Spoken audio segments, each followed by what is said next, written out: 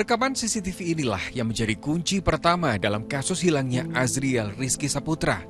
Dalam video tersebut, terlihat Azriel berjalan menuju sebuah mobil putih dan masuk ke dalamnya bersama seorang pria yang tidak dikenal warga sekitar.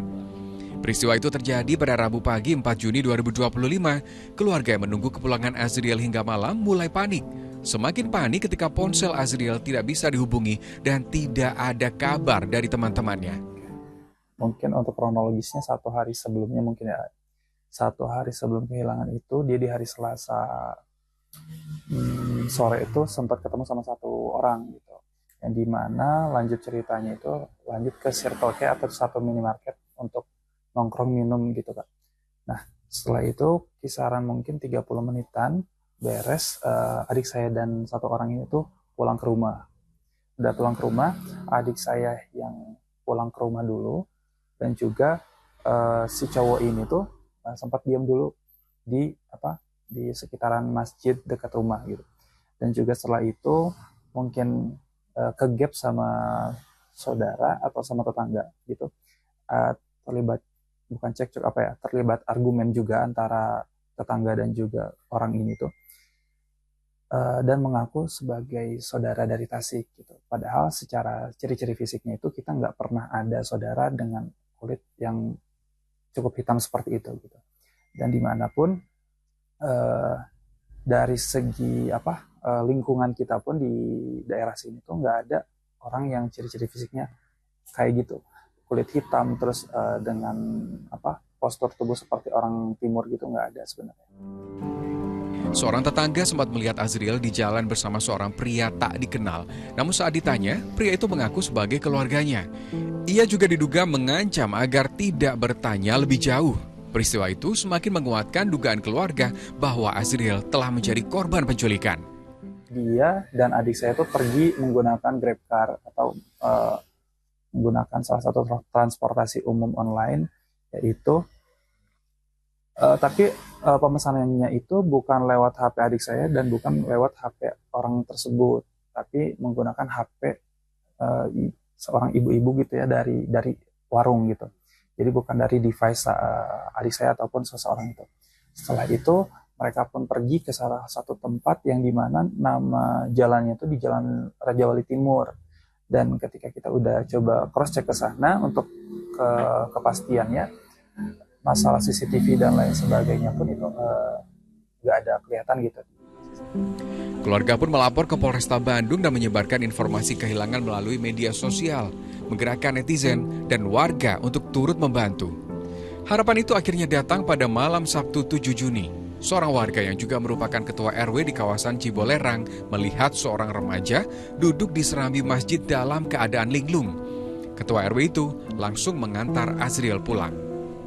Awalnya gini, hari ini tuh sama saya tuh udah ketemu tadi pagi. Tapi menurut marbot di sana tadi malam kesininya ke masjid Afitrohnya. Nah, sama saya tadi pagi ketemu, tapi masjidnya diacuhin gitu. Takutnya ada apa-apa lah gitu kan. Pas begitu lagi beres-beres saya di sana, dia aja dibiarin.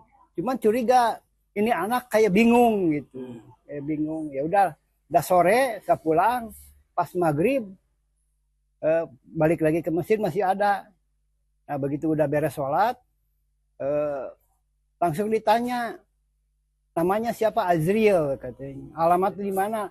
Di Jalan Bima 55. Terus sekolahnya di mana? Di SMP 1 Kesatriaan. Yo iya Pak, betul cina itu. Oh ya udahlah. Mau nggak dianterin sama saya sini ke rumah? Ya boleh Pak. Ya, gitu. Ya, saya pulang dulu. Ngambil jaket karena dia kasihan lah naik motor tanpa jaket gitu, udah hujan lagian. Ya udah saya pulang dulu begitu. Udah nyampe situ kayaknya dia tuh senang gitu begitu mau dianterin deh gitu ya.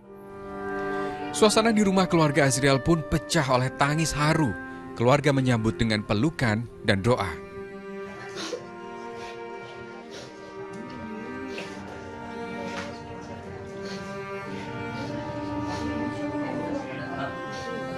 Tidak hanya keluarga, teman-teman sekolah Azriel juga datang ke rumah untuk memberikan semangat.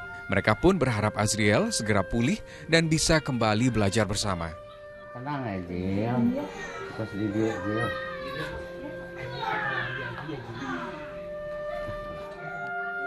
Menurut keluarga, secara fisik Azriel dalam kondisi baik. Namun secara psikologis, ia masih dalam keadaan tertekan. Keluarga menyatakan akan memberikan pendampingan trauma dan konseling agar Azriel bisa kembali beraktivitas normal. Mungkin masih agak pikirannya masih, kalau saya lihat masih linglung gitu, karena nunjukin rumah, mau pulang ke rumah juga nggak hafal salah rumah, meskipun itu masih di Jalan Bima gitu ya. Kebetulan yang ada mungkin 50 meter dari rumah itu ya memang udah pada kenal, jadi diantarin ke rumah gitu Pak. Kasus ini diduga melibatkan hipnotis karena ponsel dan ransel milik Azriel hilang. Namun berkat kepedulian warga, nyawanya selamat. Penyelidikan polisi masih berlanjut untuk mengungkap pelaku sebenarnya.